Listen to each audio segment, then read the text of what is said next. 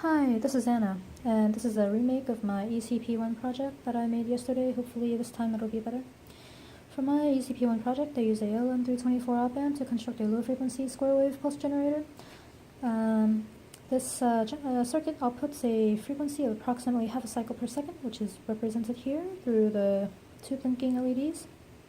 The operating frequency of this pulse generator depends on the charging and discharging of the capacitor from the voltage output of the operational amplifier through the 10 megohm resistor right there. Basically, how this circuit works is that this op-amp is used as a voltage comparator. In case 1, when the output from the op-amp is already high at pin 1, R3 and R4 are said to be connected in parallel even though they're not.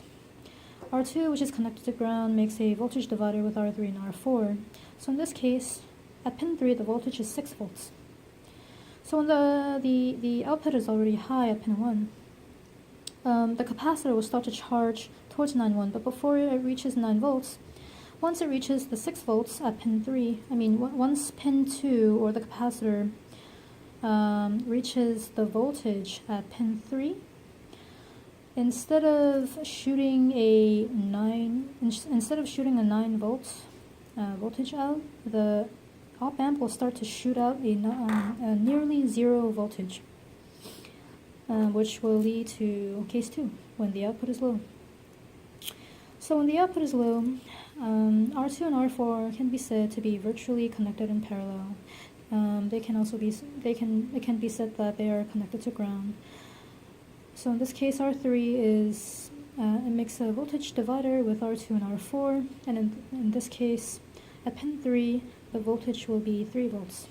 So when the output is low, when here at pin 1 shoots out a near zero voltage, the capacitor will start to discharge towards 0.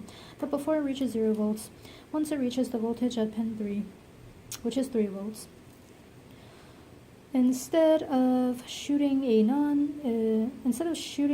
near zero voltage, the operational amplifier will start to shoot out a higher,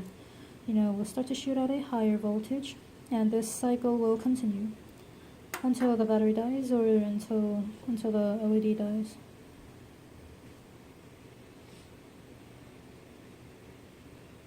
An application to the circuit can be used in flashing headlights of automobiles.